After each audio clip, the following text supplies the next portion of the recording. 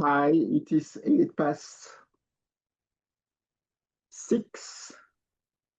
I think that we can start in the way that the Zoom call is set. People can join directly when whatever the time. So for those who manage to be on time, let's use your time in the best way.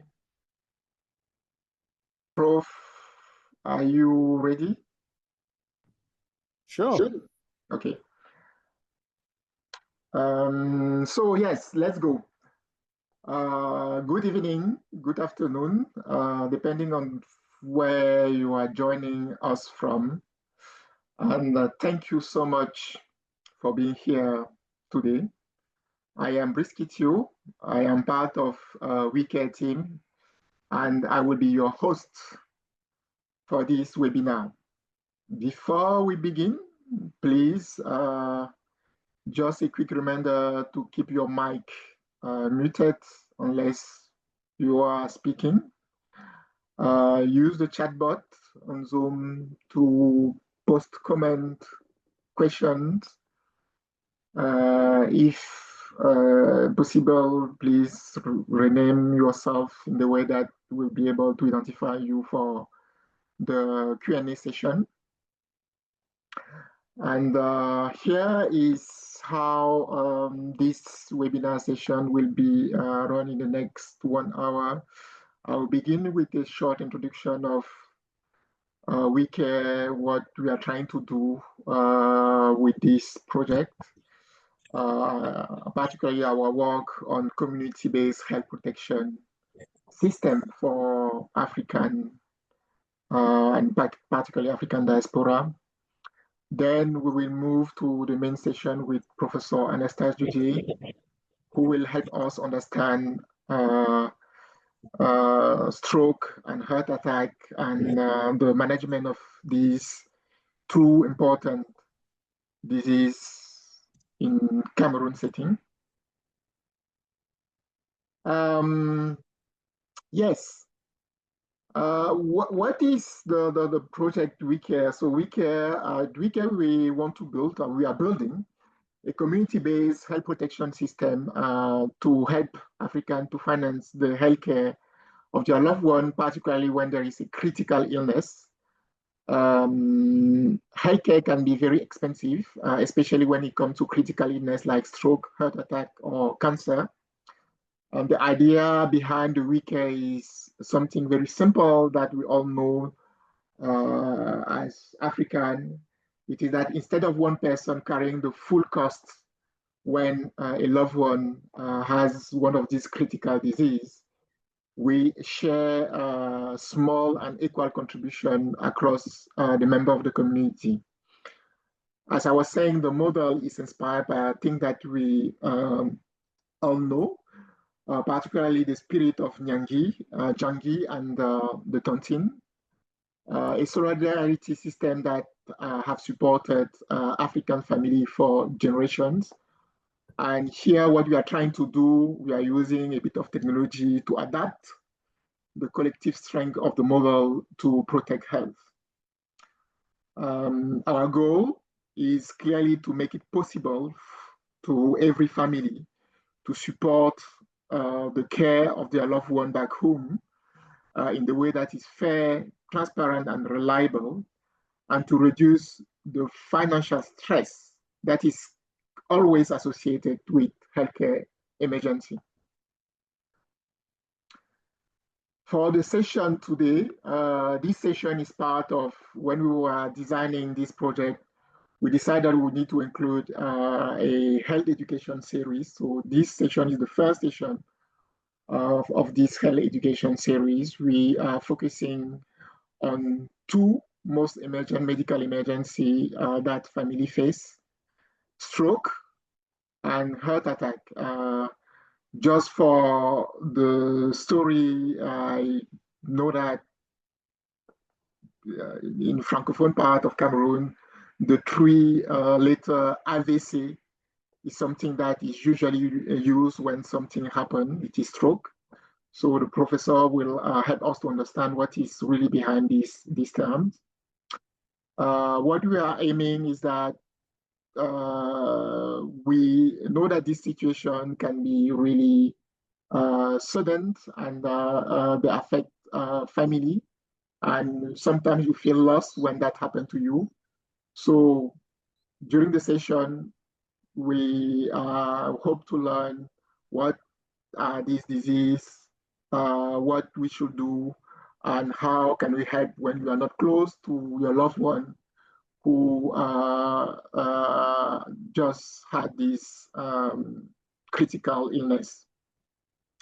And for the session, it is a real pleasure and honor for me and for us to have Professor Anastase Dzudie, a leading cardiologist and researcher based in Cameroon. Professor Dzudie is Professor of Cardiovascular Medicine and Research, Head of Cardiac Arrhythmia Unit at the Douala General Hospital. He brings over 20 years of experience combining clinical care, research, capacity building to address one of the most important and growing healthcare problem that is currently affecting African people, which is cardiovascular disease. He is also co-founder of the CRENC, which is the Clinical Research, Education, Networking, and Consultancy Foundation, an organization that strengthens research and training in low and middle income countries. As a dedicated mentor and public health advocate, Professor Dzudie has supervised more than 50 master degree, medical doctor, and a PhD thesis. He is also author of more than 250 scientific publications. He is currently the president of the Cameroon Cardiac Society. And most recently, if I'm not wrong, it was end of September in Abuja, in Nigeria, he was elected as the president of the Pan-African Society of Cardiology, a role that reflects his leadership across the continent. Professor Dzudie, thank you for joining us tonight and today, sharing your time and your experience with the WiiQare community. We are truly looking forward to learning from you, and the floor is yours.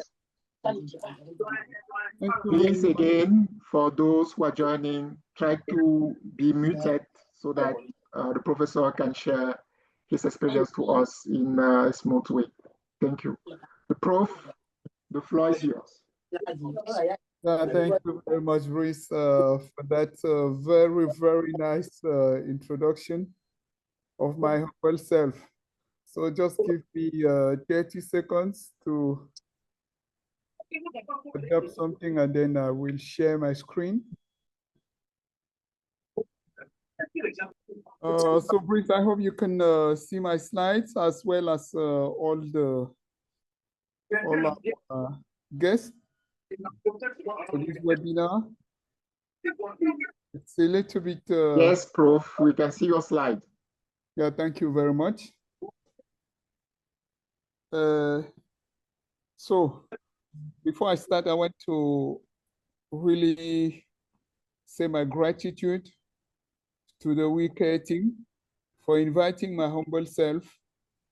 And I'm going to tell our public more about stroke and heart attack, especially what to do if a loved one is suffering.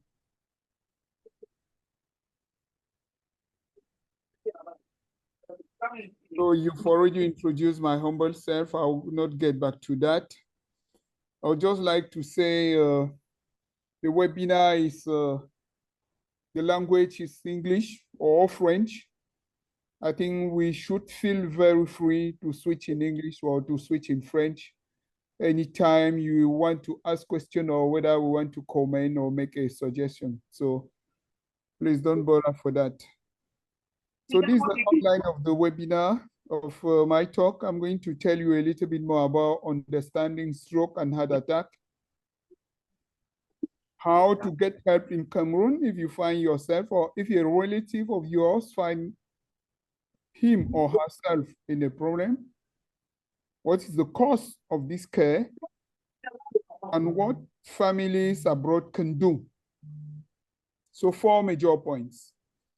So let me start with understanding stroke and heart attack.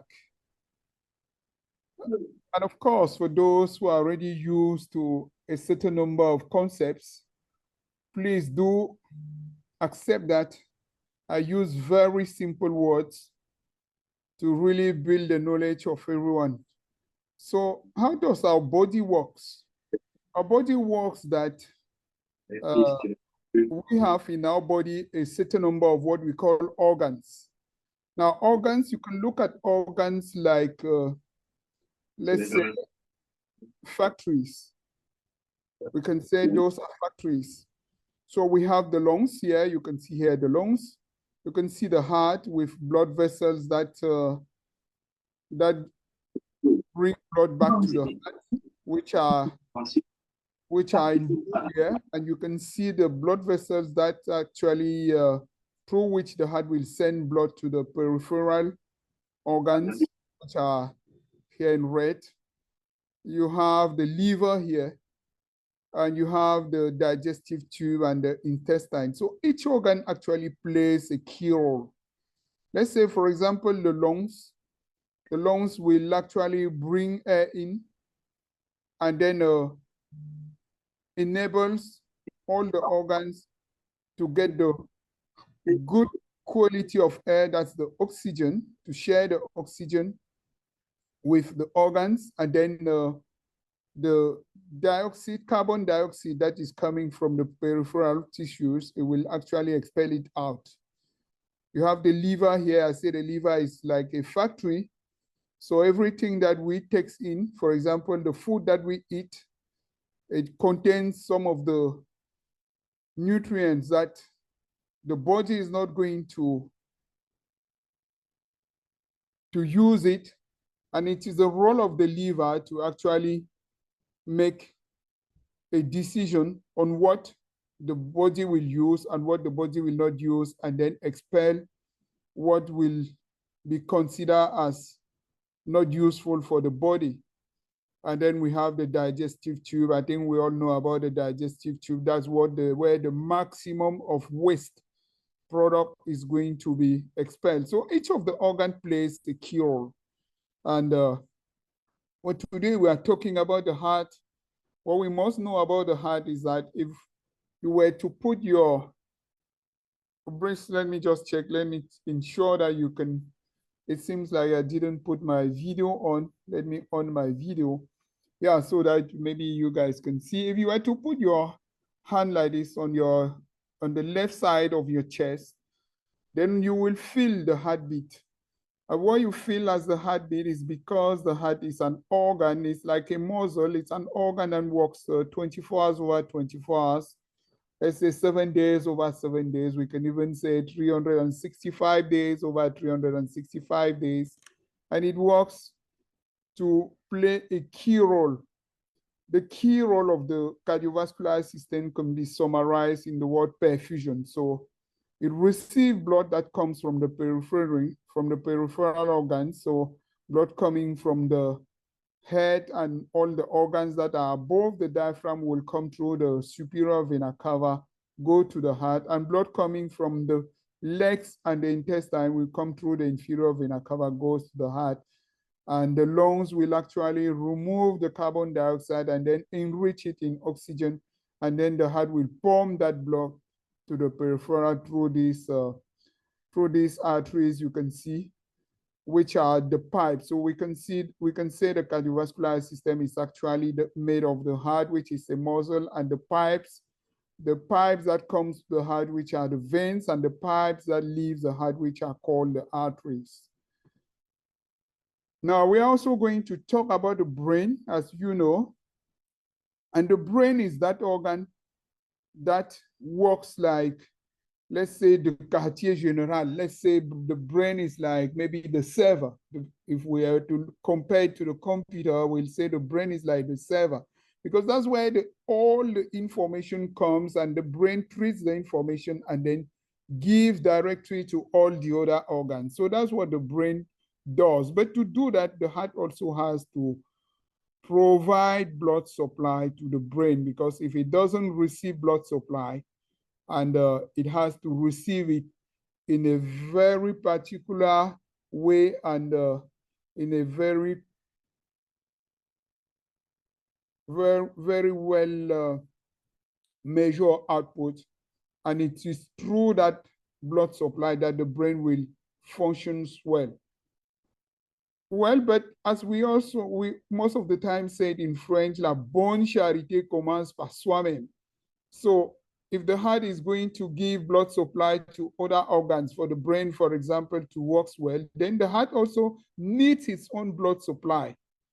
So the heart will provide blood supply to itself through these arteries, through these pipes. We have two main pipes. We have the right one, which is called the right coronary artery, and then we have the left one, which is the left coronary arteries. We usually divide into the right anterior descending artery, left anterior descending artery, and then the circumflex artery. So in fact, what you have to get here is that if the heart has to work very well, then you also have to provide blood supply to itself.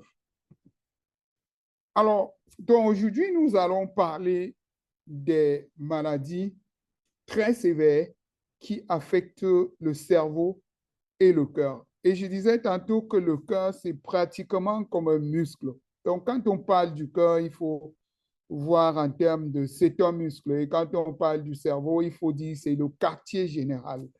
Alors, ces deux organes-là fonctionnent de manière très étroite.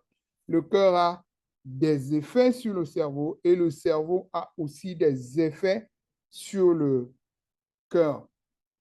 Et ils fonctionnent tellement bien que, pour la petite histoire, il y a souvent une petite dualité entre cardiologues, c'est-à-dire les spécialistes des maladies du cœur, comme ma modeste personne par exemple, et les neurologues, c'est-à-dire les spécialistes des maladies du cerveau. Il y a une petite dualité où les cardiologues vont dire oui, mais quand les gens meurent, c'est toujours parce que le cœur s'est arrêté. Et les neurologues disent oui, mais si les gens meurent, c'est parce que le quartier général, c'est-à-dire le cerveau, s'est arrêté.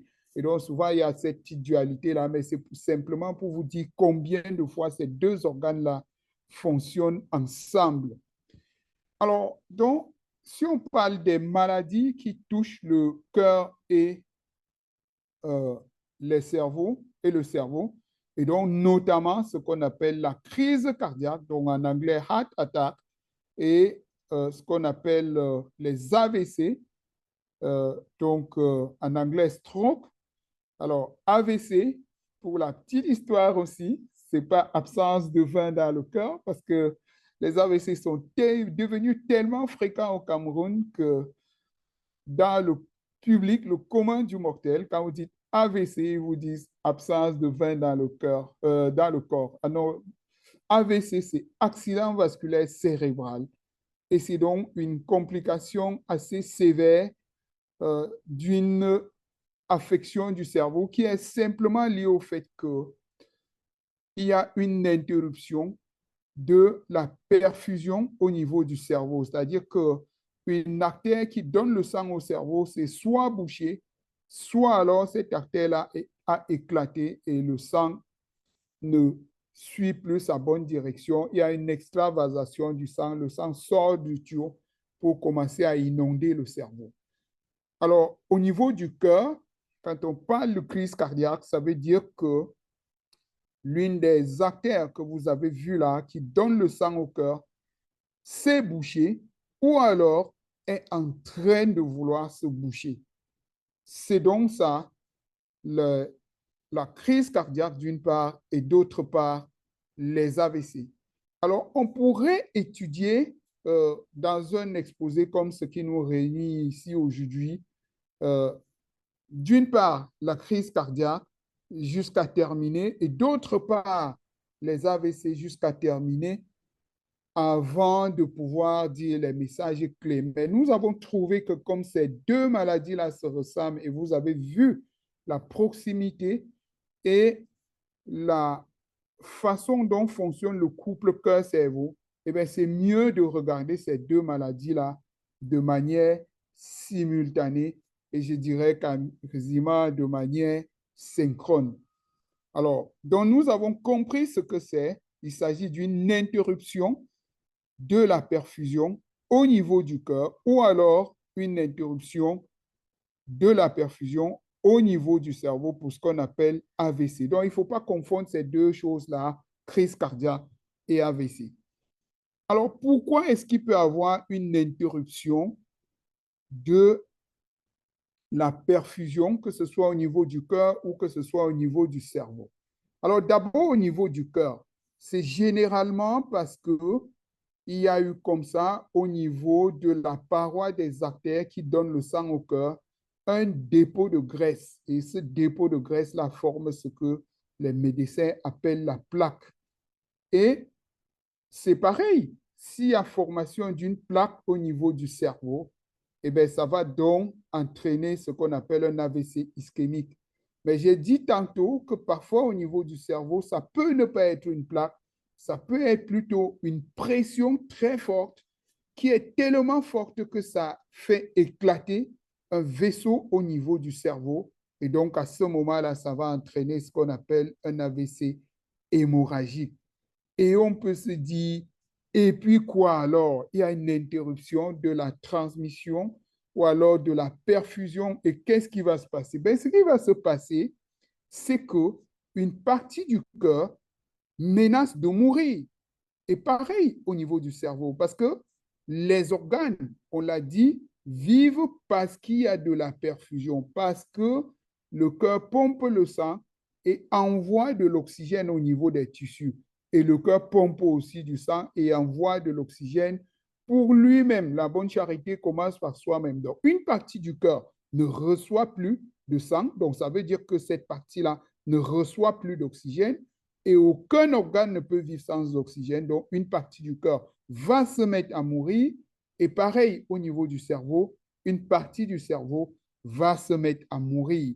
Donc, vous comprenez que là, on parle d'une situation pour laquelle il va falloir agir vite. Je vous ai représenté ici sur cette diapositive à nouveau les artères ici qui donnent le sang au cœur, ce qu'on appelle les artères coronaires. Et vous voyez que s'il y a de la graisse qui se dépose là-bas et qu'un jour il y a un petit caillot qui se forme là pour boucher le passage du sang, et bien en périphérie, c'est-à-dire en aval de l'obstruction, il va se passer que les cellules ne reçoivent plus d'oxygène et ça commence à noircir et ça commence comme ça à mourir, ces cellules-là. C'est ce qu'on appelle la crise cardiaque. Alors, pour le cerveau, c'est pareil. On a dit s'il y a une obstruction, une partie du cerveau va menacer de mourir.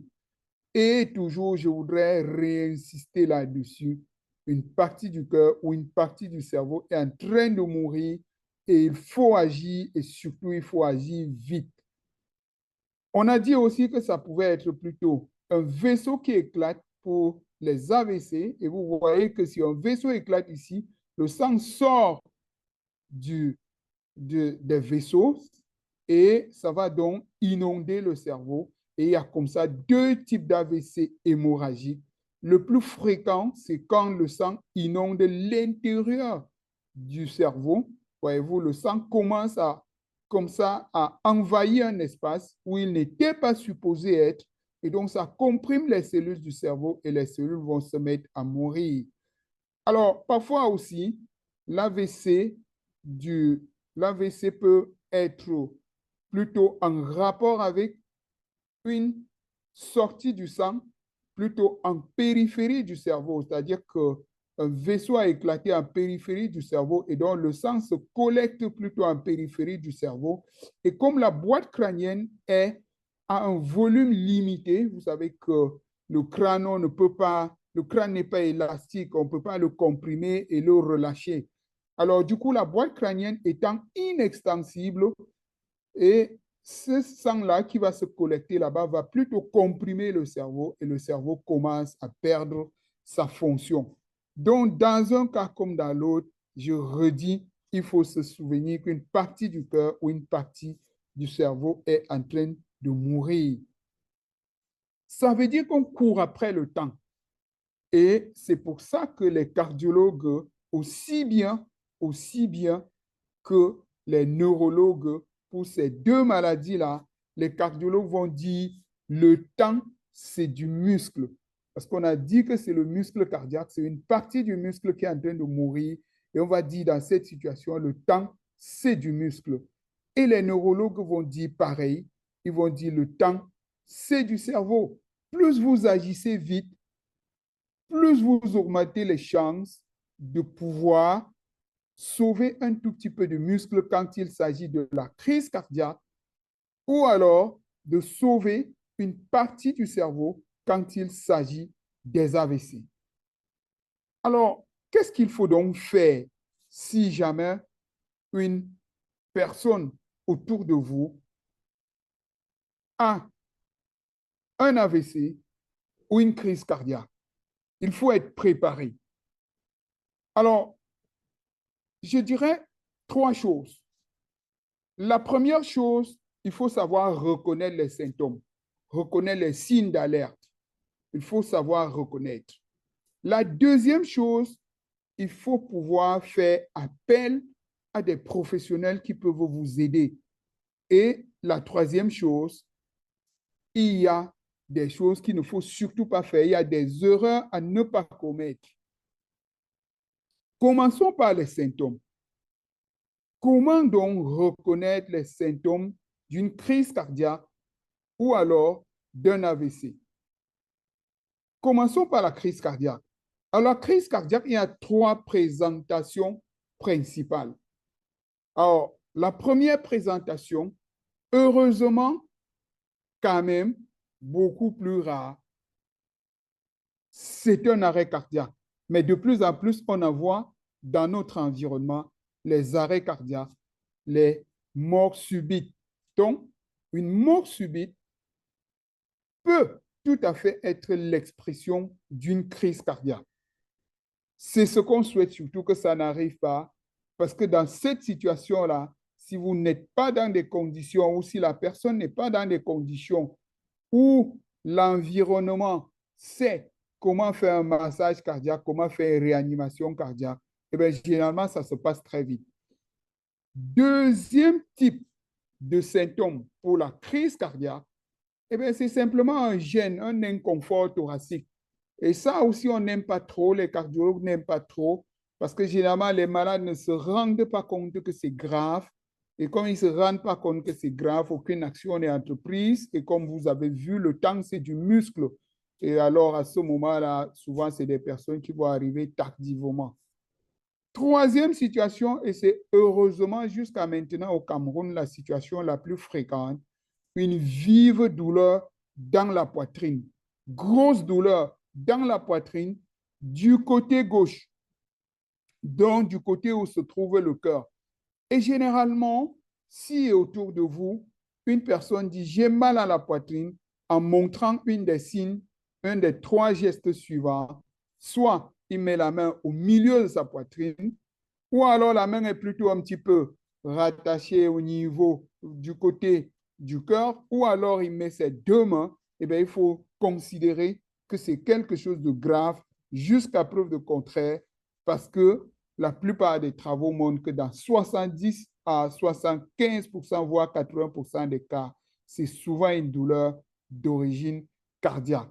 Et donc, quand il y a ce geste-là, on ne peut pas aller plus dans les détails, mais les médecins connaissent bien ce type de douleur-là qui généralement va être insupportable pour le patient et parfois ça monte vers le cou ou vers l'épaule ou alors vers le bras et ça s'accompagne parfois d'autres signes comme des difficultés à respirer.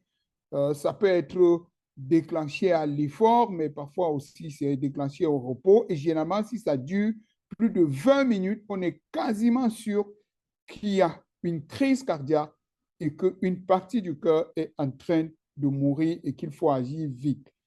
Alors, petit bémol tout de même pour les femmes, parce que chez les femmes, ça peut être très trompeur. Et ça peut être très trompeur aussi chez les personnes qui ont un diabète. Alors, vous comprenez donc que si c'est une femme qui a un diabète, eh bien, ça peut être encore plus complexe. Parfois, chez les femmes, ça peut être plutôt une douleur au niveau du siège de l'estomac, donc plutôt un peu vers le ventre. Parfois aussi, ça peut être simplement un inconfort. La personne se sent juste gênée. Parfois, la douleur est plutôt derrière le sein. Et puis, elle va peut-être penser que c'est une douleur qui est en rapport avec le sein. Elle ne va pas penser au cœur. Et parfois, même si on voit le médecin risque de se dire, ah oui, ben, c'est une douleur qui est liée au sein, alors qu'il s'agit véritablement d'une douleur de crise cardiaque et que c'est une douleur qui signale une maladie grave. Now, let's look at the symptoms when it comes to stroke. When it comes to stroke, there is a very simple way to summarize the symptoms. Most important, remember FAST. FAST means what? FAST, F stands for the phase. If someone around you experiences a sudden change in the symmetry of the face, that is, you look at the face, it doesn't look familiar as it used to be. You notice that, for example, the face is retracted on one side.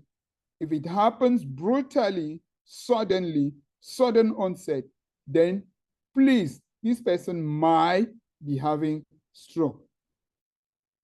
A stands for arm. If someone around you experiences a sudden loss of motility of the arm or the leg, because it's usually half side. That's why we talk of hemiplegia, hemiparesis. It's one side of the body. If someone experiences sudden loss of motility of one side of the body, this person is actually having stroke. And an action must be taken very, very rapidly. If someone also experiences a sudden loss of speech, then consider that this person might be having a stroke or is having a stroke. Consider that it is a stroke until proven otherwise. And time stands for time, to tell you that we are talking about an acute condition for which time is brain. We have to act very rapidly if we want to secure part of the brain cells. Now, sometimes we add B before fast, and the message is be fast. Why do we add B before fast?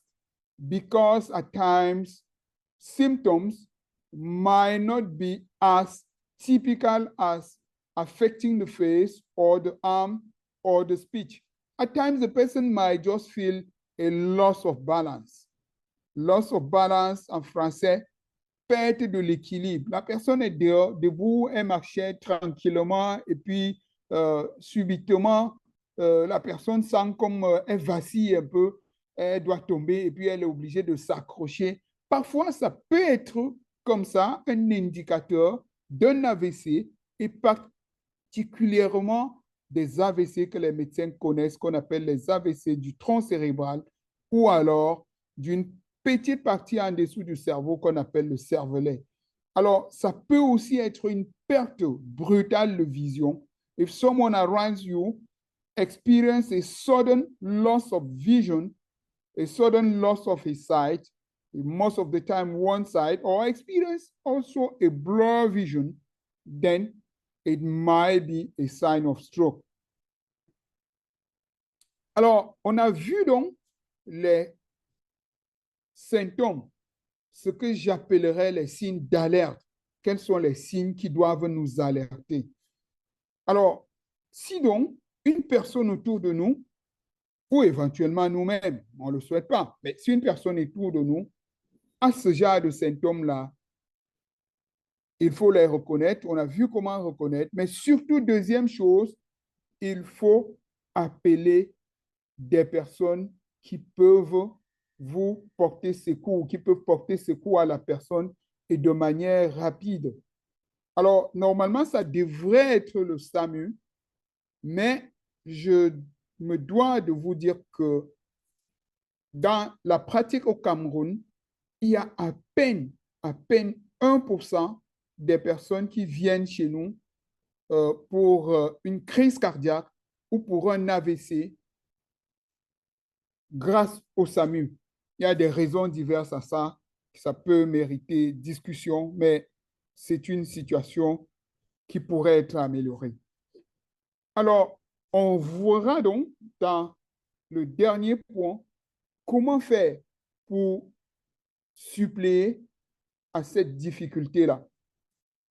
La troisième chose qu'il faut pouvoir faire, c'est surtout ne pas commettre des erreurs ou des fautes qui peuvent aggraver la situation ou alors qui peuvent retarder la prise en charge. Et de notre point de vue, les fautes à ne pas commettre doivent avoir, pour ne pas commettre ces fautes-là, il faut avoir en arrière-pensée qu'on est dans une course contre la montre. We are actually running after time. Time is muscle, time is brain. So, do not underestimate the symptoms. Do not go to traditional practitioners or inappropriate health facilities. Those are the two major mistakes that shouldn't be made. Don't underestimate the symptoms. Because if you underestimate the symptoms, then you will direct the person to a health facility after a certain delay. And that delay is actually going to contribute to the death of the heart muscle if it was a heart attack, or it's going to contribute to the death of the brain cells if it was a stroke. As well, if you go to traditional practitioners or to an inappropriate health facility, then you are going to waste time. It is advisable to go to places where the diagnosis will be very rapidly made.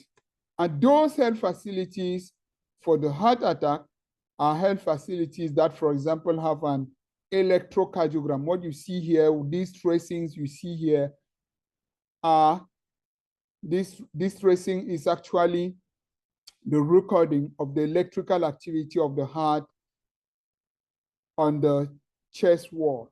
And this ECG shows signs of heart attack. These facilities, in principle, must be having a cath lab. Cath lab is what we call a laboratory having some sort of machine that can help do an angiogram. An angiogram, the principle is to make the arteries of the heart visible. And if the arteries of the heart are visible, then you can see here, for example, this is the right coronary artery. You can see here that at this level, there is a narrowing of the coronary artery. And this tells us that there is something happening here. But this is just the narrowing here. But if it was totally obstructed, then we will not even see this part of the vessel here. So it is important to go to a health facility where this kind of test can be easily done and the diagnosis can be rapidly made so that an action can be taken. So what for the brain? For the brain, if the person is experiencing a stroke, then the health facility where the person must be directed is a health facility that is having a scan, possibility of doing a scan, a cerebral scan, or a MRI of the brain.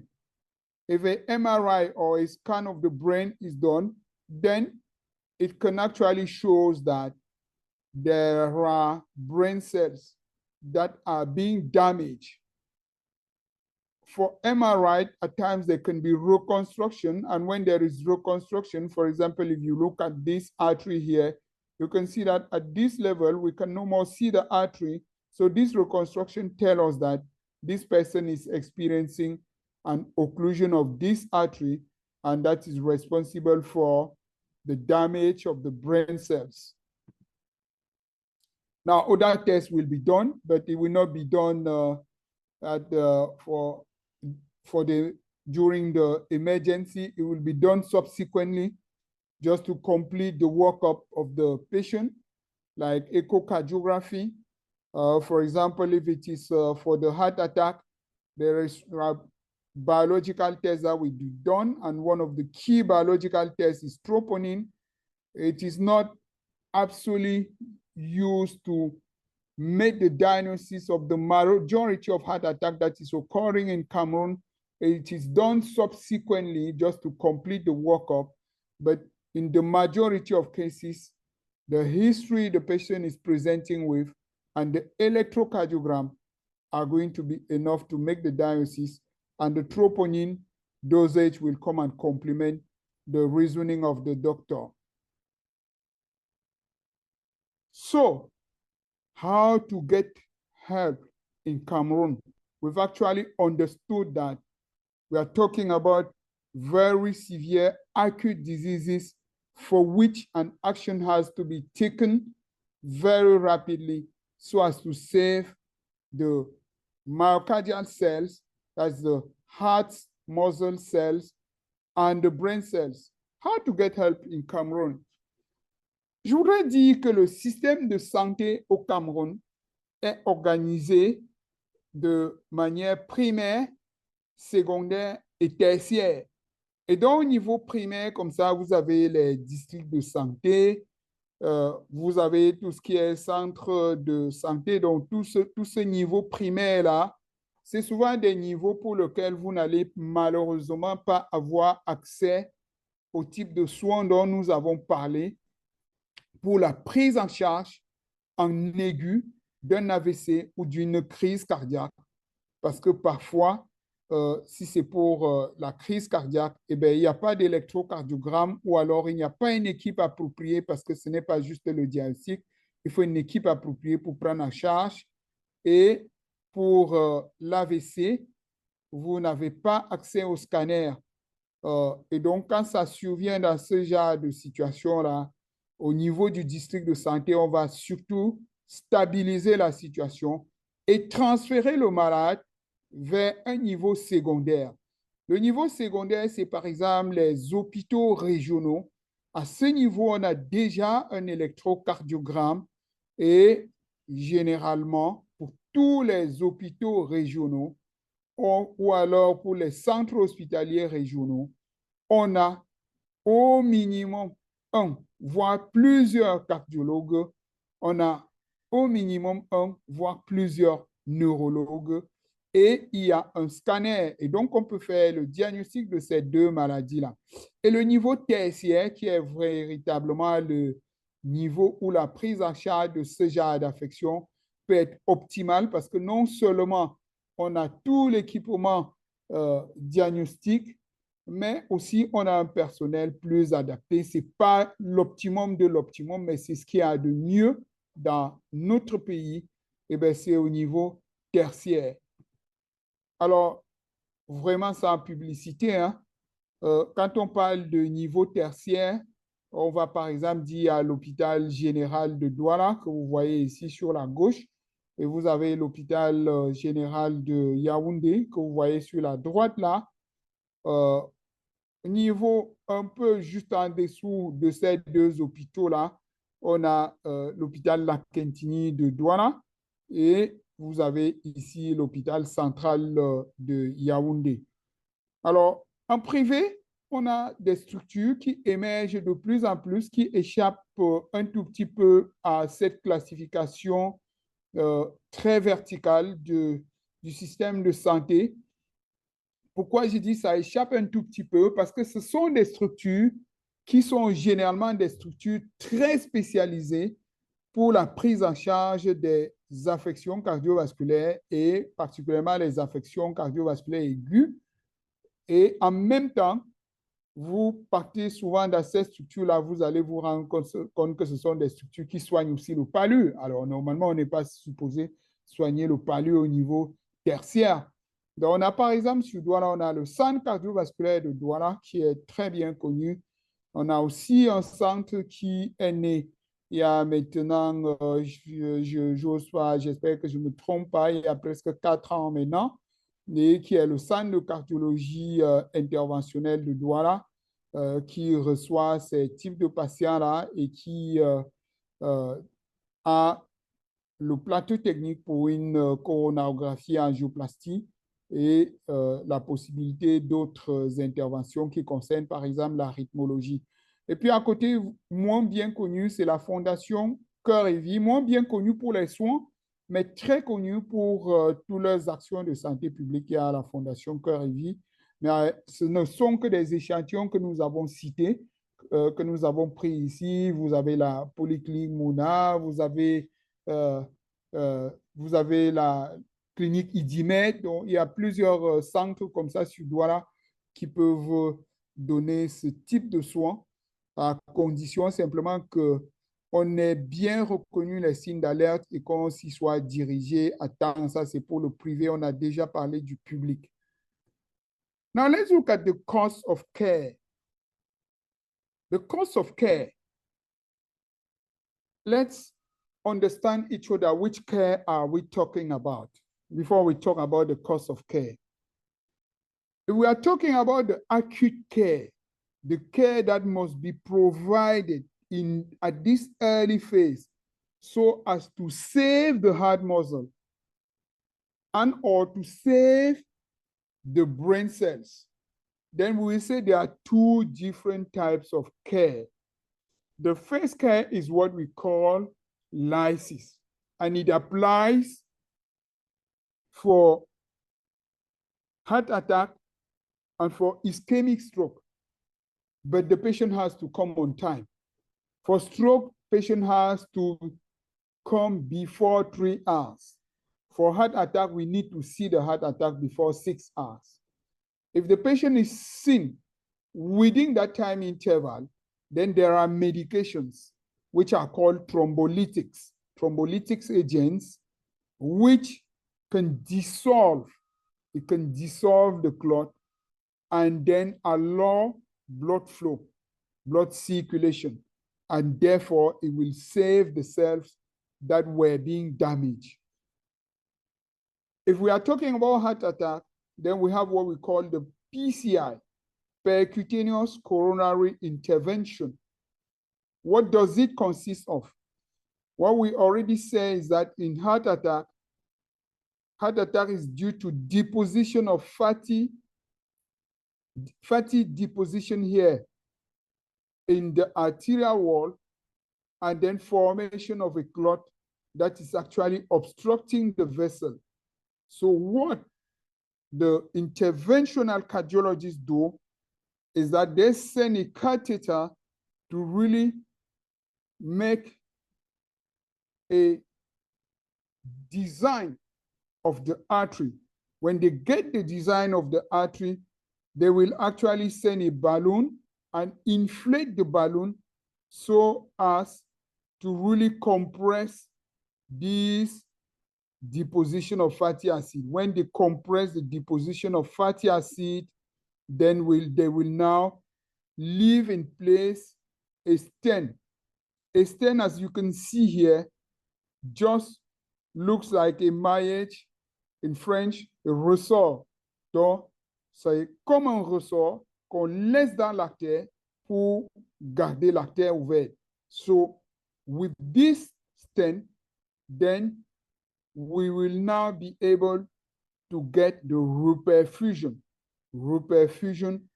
of the heart muscle that was being damaged. Exceptionally, it can happen that the treatment is a bypass, but this is not available in Cameroon actually as a treatment of acute phase. It can be done later to when it is not possible to do angioplasty, then at times it is possible to do a bypass, that just to create a bridge between the artery that is suffering and then an artery that is purely safe. There are other medications that doctor will prescribe, so it is not going to be just lysis and or percutaneous coronary intervention. They are going to also prescribe beta blockers just to slow down the heart rate, which will actually reduce the workload of the heart, the workload to the heart. We also prescribe aspirin and another antiplatelet. We also prescribe statins, and we also prescribe medications that can actually block the renin-angiotensin-aldosterone system. I won't go into details of all of this because I'm talking to you guys and I want it to be very, very simple. And then we also treat the risk factors. Donc, nous prescrivons aussi d'autres médicaments en plus des médicaments qui vont permettre de rétablir la perfusion, parce que vraiment dans l'urgence, il faut rétablir la perfusion. Et donc, ne soyez pas surpris que les médecins prescrivent d'autres médicaments qui vont, par exemple, bloquer le cœur pour faire en sorte que le cœur ne se contracte pas trop vite. C'est ce qu'on appelle les bêta-bloquants. On prescrit aussi des médicaments pour bloquer la coagulation, mais ce qu'on appelle surtout les antiagrégants. On prescrit aussi les anticoagulants aussi. On prescrit les statines. On prescrit d'autres groupes de médicaments qu'on appelle les bloqueurs du système rénin-angiotensin-aldostérone. Et puis surtout, on va corriger les facteurs qui ont contribué à faire survenir que ce soit la crise cardiaque ou alors l'AVC. Et donc, ça s'appelle l'hypertension. On va corriger l'hypertension, on va corriger le diabète, on va corriger les problèmes de cholestérol. Si la personne fumait, on va lui demander d'arrêter de fumer, etc., etc. Donc, ce qui nous intéresse aussi, c'est que coûte donc en réalité ces traitements-là. Alors, nous n'allons pas vous présenter le coût de manière très, très, très exhaustive. Nous voulions surtout que vous vous rendiez compte de ce que ça coûte dans la phase aiguë pour sauver un muscle ou alors pour sauver une partie du cerveau qui est en train de mourir. So if part of the brain or part of the muscle is dying, what's going to happen? How are we going to save? We say it can be lysis or it can be percutaneous coronary intervention. So what is the cost of this reperfusion therapy? For medications that are used for lysis, I have put the cost here. If the doctor prescribes streptokinase, then there is going to be a need of two bottles of streptokinase for the lysis, and then the total will be 160, but this total is not just going to be the cost of the medication. Of course, there are other costs that will go with it in such a way that finally the reperfusion therapy might easily cost 500 to 600,000 francs. Now, if you consider, for example, alteplase, and this is a very old drug, is not that so effective. It is still quite effective when we have only that option. Comme on dit souvent en français, même la plus belle femme ne peut en réalité offrir que ce qu'elle a. Donc, quand la personne ne peut avoir que la streptokinase, on prescrit naturellement la streptokinase. Mais en réalité, ce qu'il y a de mieux de disponible au Cameroun, c'est l'alteplase. Alors, l'alteplase, comme vous pouvez voir here, the cost of one bottle of alteplase is almost 950 to 1 million francs CFA. And of course, you need only one bottle for the reperfusion therapy. And if you add all these other things, these other medications and investigations that go with it, the cost of lysis might end up being between 1 million and 1,500,000 francs. If you look at percutaneous coronary intervention, let's assume that the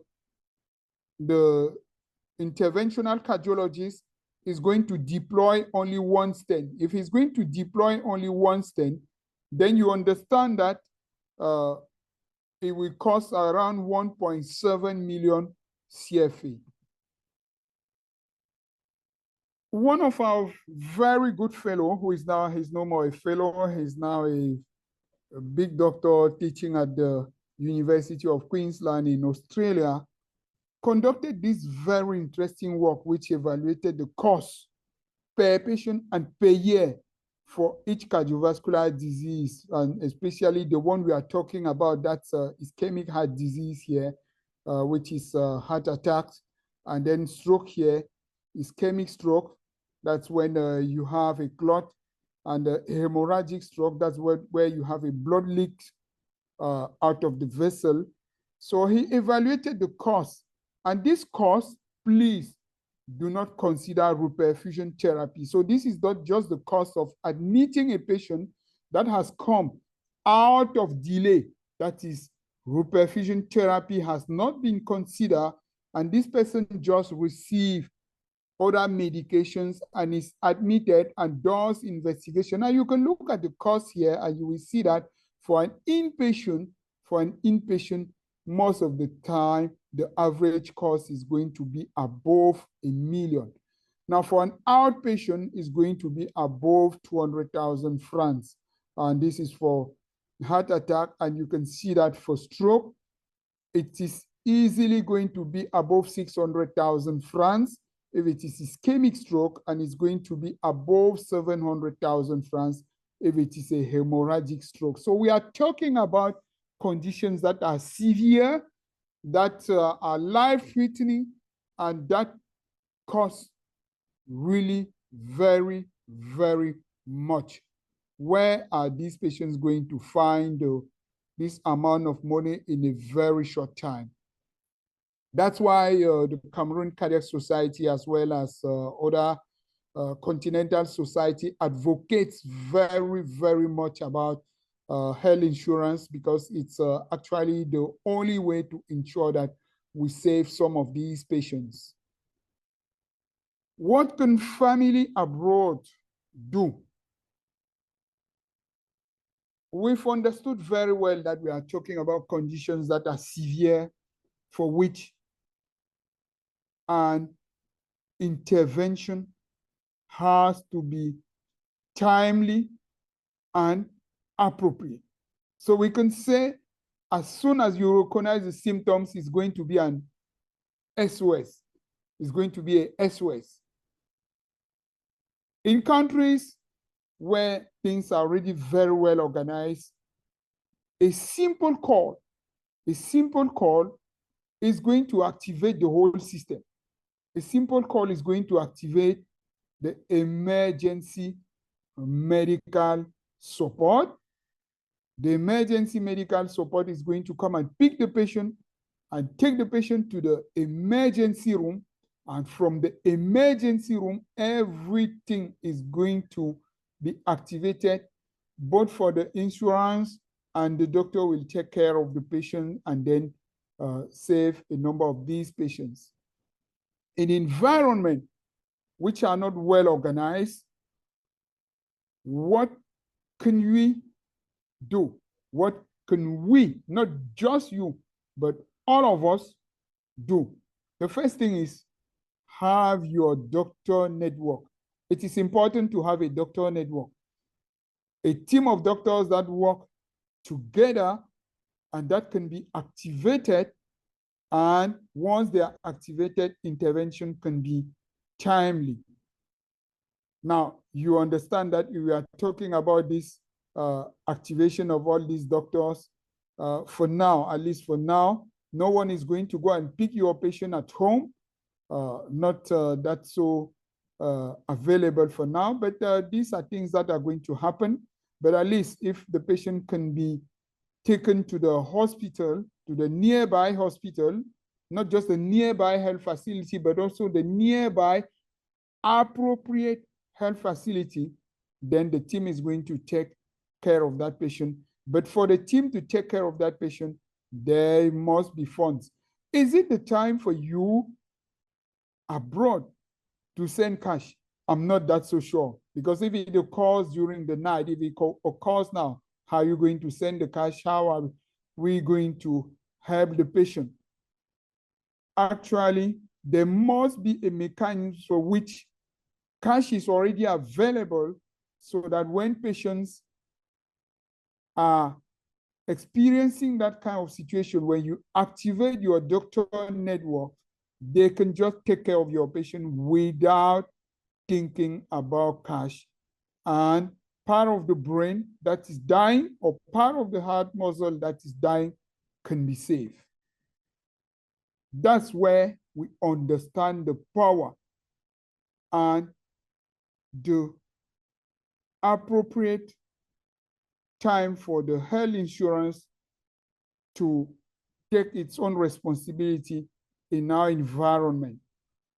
What I've just said can apply for other cardiac diseases. We can apply to heart blocks, but in the majority of cardiovascular and also neurovascular emergencies, unfortunately, there is no time. Time is going to be too short, too limited. You have to act immediately and you have to act appropriately. So I'm now going to conclude with what I can call the key take-home messages. What are the key messages? What should you get in mind if you forget about everything? What should you remember about my talk? The first thing is, we've talked about heart attack, we've talked about stroke, and we've said these are deadly and costly diseases. But these diseases are treatable. We say about these two diseases that time is muscle, time is brain. We are running after time. We have no time. We shouldn't lose any second. Every second counts.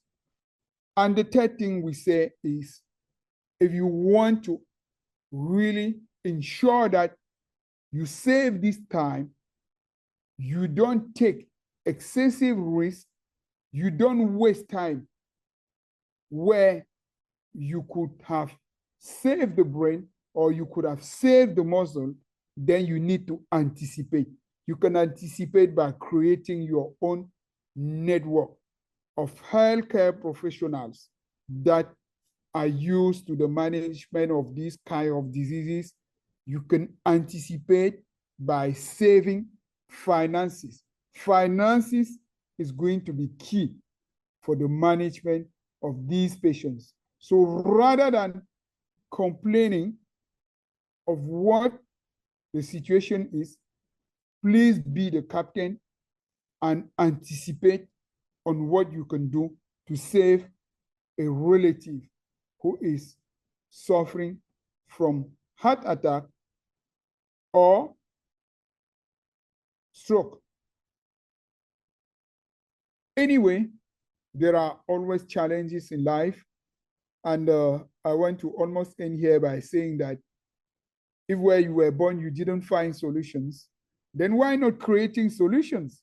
Actually, creativity has no limit. So thank you very much for your attention. Thank you, Brice.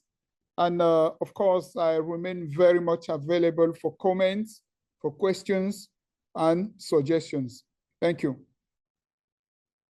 Thank you, Prof, for this really inspiring and very interesting presentation. Yes, guys, so creativity has no limits. Please be creative in questions and comments here. Do not be shy. We already have one question on the chat.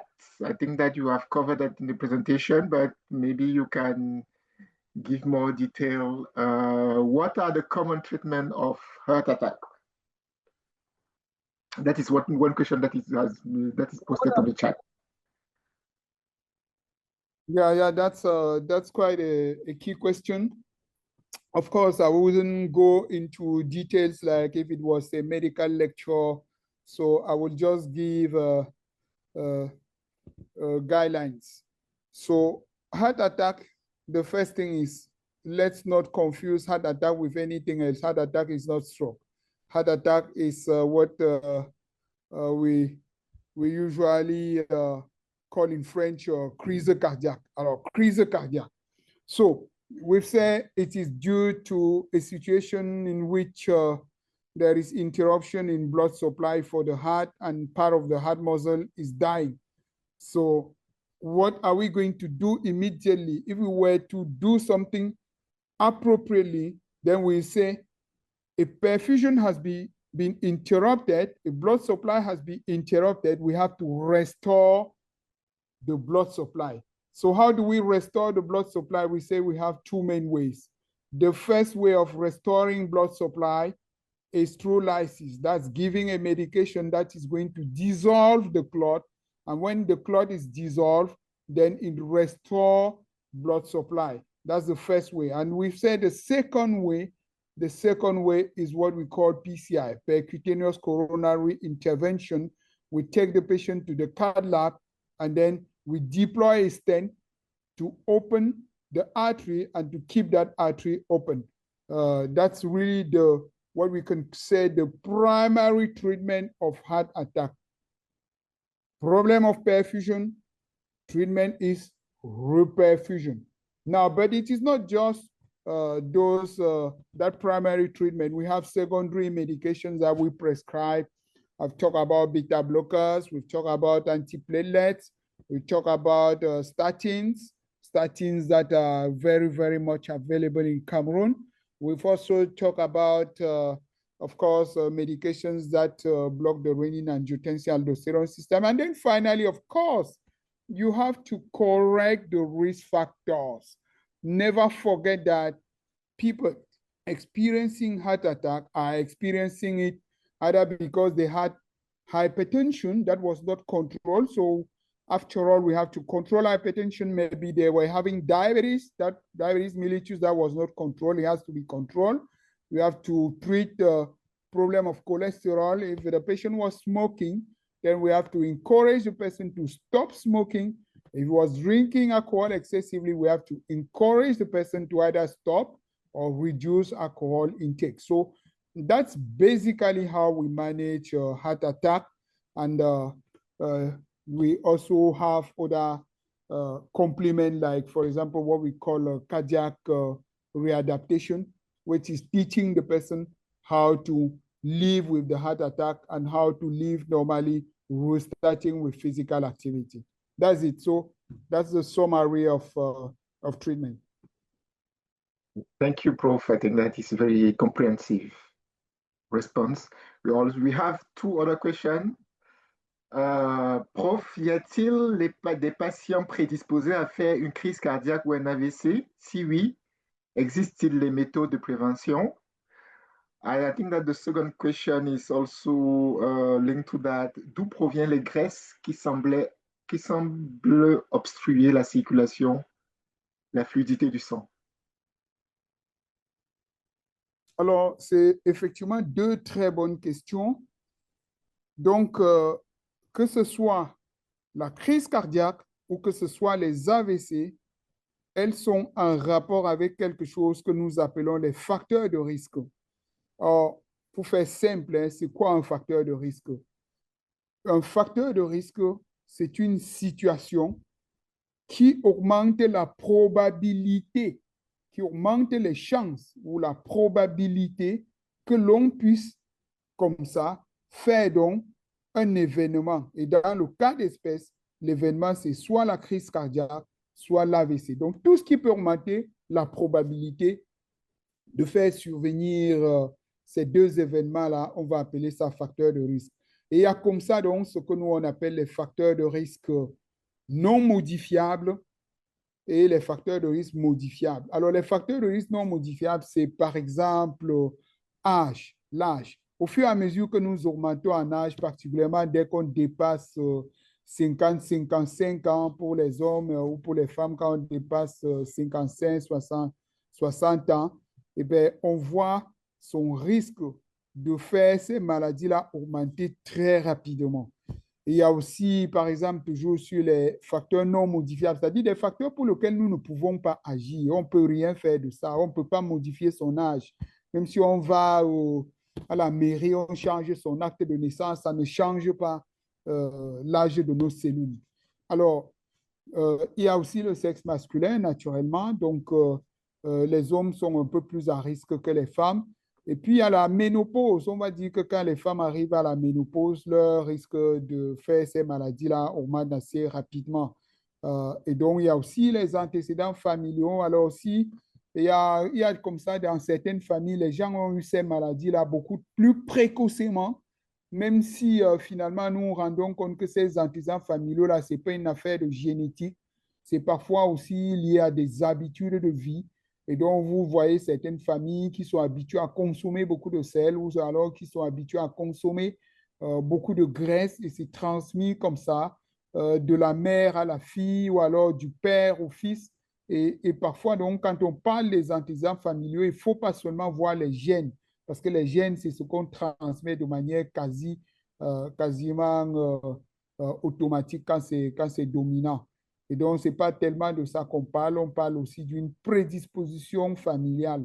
Alors, à côté de ces facteurs-là qui sont un peu difficiles à modifier, eh bien, on a les facteurs clairement modifiables. Les facteurs clairement modifiables, c'est par exemple l'hypertension. Donc, si les tensions d'une personne sont élevées, on peut équilibrer. Si la personne a un diabète, on peut équilibrer le diabète. Si le cholestérol est élevé, il y a des médicaments pour contrôler le cholestérol. Si la personne fume, et je précise ici que le tabac est vraiment, vraiment alors un des plus gros poisons pour le cœur et les vaisseaux, tout comme le tabac est d'ailleurs un poison pour tout l'organisme. Il n'y a pas un seul cancer de notre organisme qui ne soit associé au tabac. Tous les cancers sont associés au tabac. Alors, le tabac, c'est vraiment un poison et dans ce cas d'espèce-là, nous recommandons l'arrêt du tabac. Le tabac augmente les chances de faire ces complications-là. Il y a l'alcool, donc consommer de l'alcool en quantité excessive. Il y a aussi l'inactivité physique qui a tellement gagné aujourd'hui notre environnement, qui a gagné voilà notre environnement. Les gens prennent la moto jusqu'à la porte, parfois jusqu'à la chambre. Donc, l'activité physique ne représente plus rien.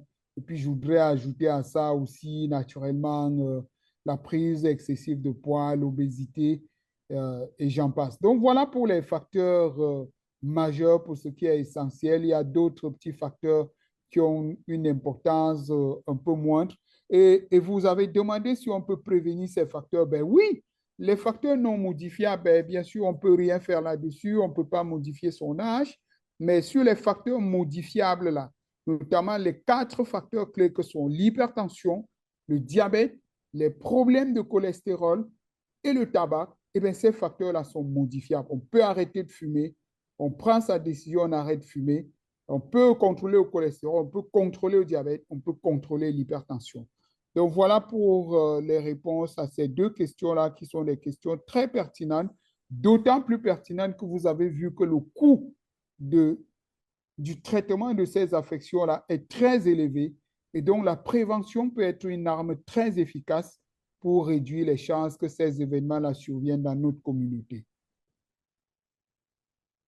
Merci, Prof. Merci, Brice. Je vais reprendre 3 autres questions puisqu'on était hors de... Et puis après, tu vas... Voilà. Donc, il y a 2 questions qui sont liées au commentaire que je viens de faire. Est-ce que la prévention permettrait de réduire le risque cardiovasculaire? Si oui, que faire pour anticiper hygiène de vie? L'autre question, thank Prof for sharing this information with us. I hope I will help everybody. My question is, what food should be avoided after heart attack? OK, so, dans la première question, est-ce que la prévention peut aider? Oui, bien sûr, comme on l'a dit, hein, la prévention réduit la probabilité de survenue de ces événements et la prévention se résume, comme notre interlocuteur l'a dit lui-même, hein, ou elle-même, hein, la prévention se résume à l'hygiène de vie. L'hygiène de vie, c'est tout ce qu'on a dit là. L'hygiène de vie, c'est avoir une alimentation équilibrée, plus riche en fruits, en légumes, pauvre en sel, pauvre en sucre. L'hygiène de vie, c'est faire un peu plus d'activité physique.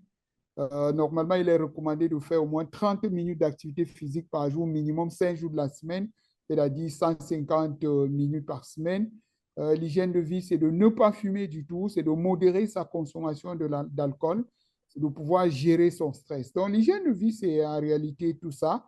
Ce n'est pas toujours très facile, mais il faut comprendre que c'est une dynamique qui doit être entreprise à un certain moment donné et essayer de maintenir cette dynamique-là le plus longtemps possible.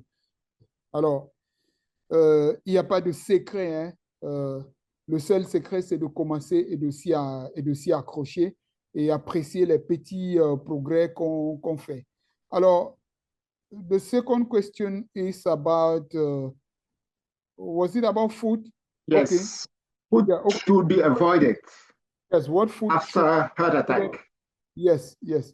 That's one of the very key questions after heart attack.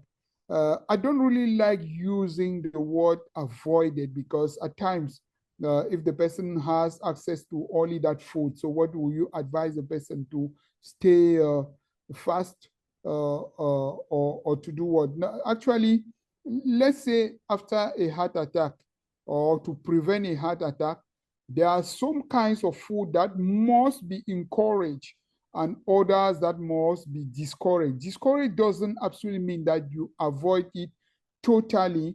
It means that you reduce the quantity and the frequency of that food. So basic principles are that a healthy diet should be more fruits and vegetables, less salt. And when you say less salt, it's not that so easy to consume less salt. I didn't say avoid salt. I didn't say no salt. I say less salt. Less salt means we reduce the quantity of salt. And please be aware that if you are used to eat bread in the morning, that bread most of the time already contain more salt than expected. So you might be considering that you want to cook at the midday, or your wife or your son has to cook at the midday. Then at midday, let the person consider that if you ate bread in the morning, it already contains salt. So the person must put less salt. When we say less salt, most of the time is 2 grams, and 2 grams is like 1 teaspoon. 1 teaspoon, 1 flat teaspoon is an equivalent of 2 grams for a human being for the whole 24 hours. So we say less salt. We also say less sugar. And when we talk about sugar, rapid sugar are not that good. So when we talk about rapid sugar, to make it simple, it's everything that when you put in the mouth, it's already sweet. That's rapid absorbed sugar. It's better to really consume other kind of sugar, like for example, like carbohydrate. Let's say plantain. If you consider red plantain and a plantain that is still green, then if you consider both, then the one that is already completely yellow is going to be rapid sugar, while the one that is still green is actually going to be very, very slowly absorbed by the body and will cause less damage in terms of blood vessels damage. So we also say it is important still in terms of healthy diet to reduce fat intake. So that's what we call healthy diet. So more fruits and vegetables, less salt, less sugar, and of course, less fat. That's what is advisable. About fat, I want to call your attention on something: roasted fish or roasted meat. Actually, when you roast fish or meat, that's really one of the best way to really eat meat.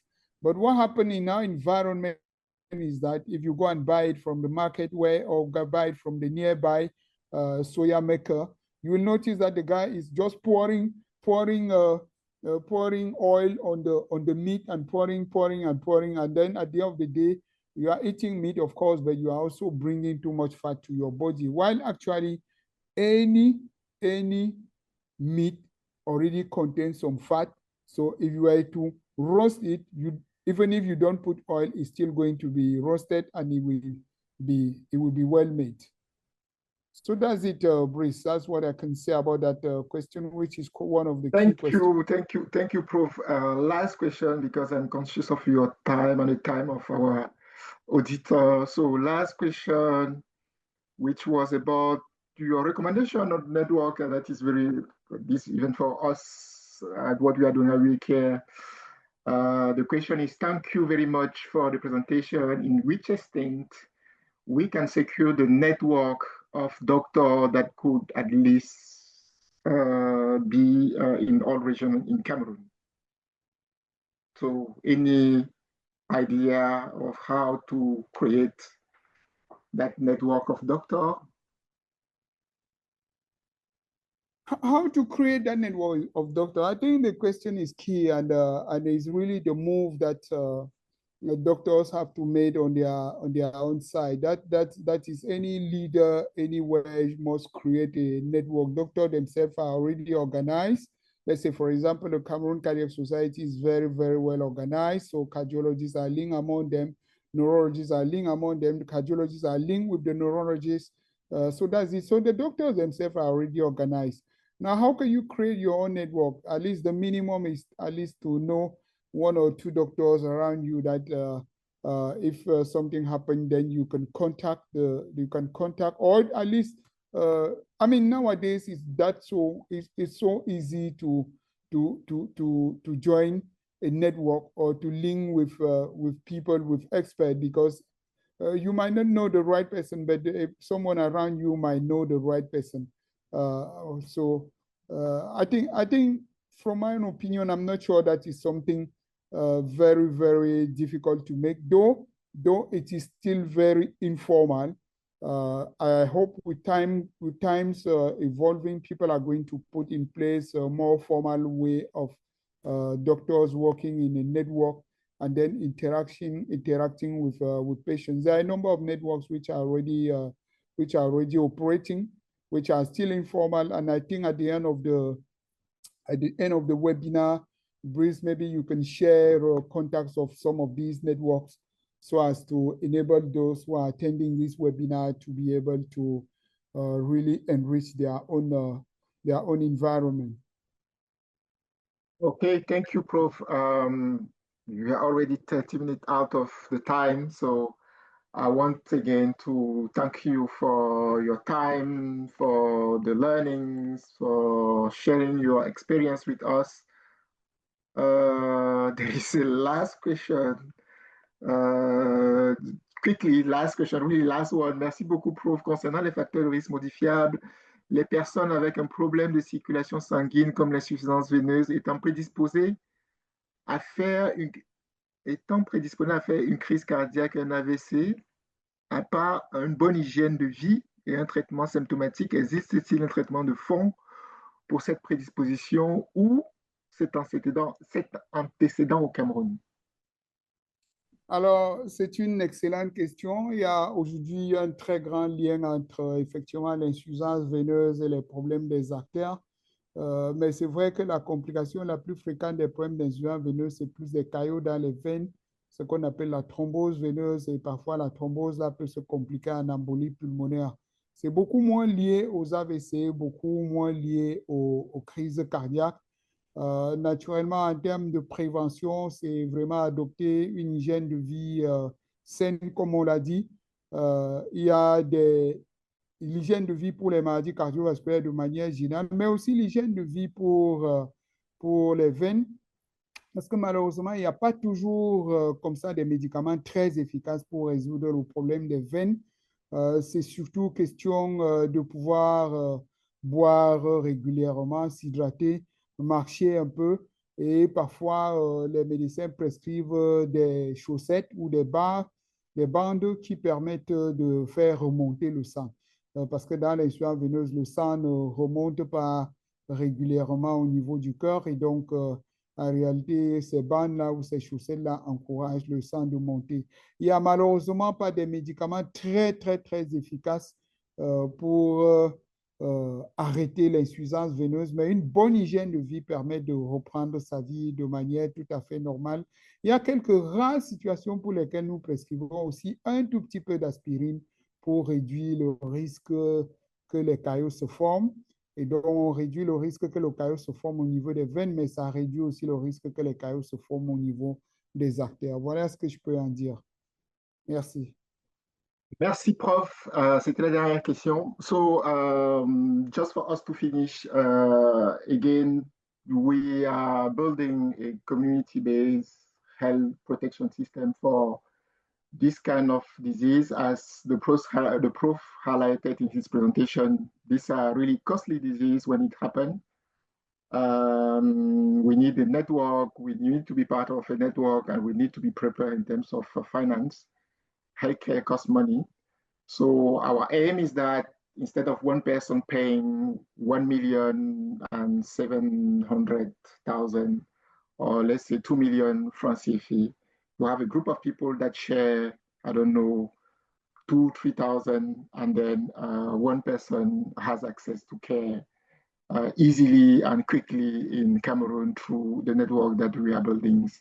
So that's us. Again, thank you, Prof. Thank you for your time. Thank you for, I can share with you that we already have one comment in French. Merci infiniment pour l'utilisation des termes simples afin de nous expliquer ces maladies cardiovasculaires. So, mission always achieved, Prof. Thank you so much. Have a good evening, all. We keep in touch. We will keep you post if we organize our next webinar. Thank you for joining. Bye. Thank you, Brice. Thanks, everyone. Bye-bye. Thank you. Bye.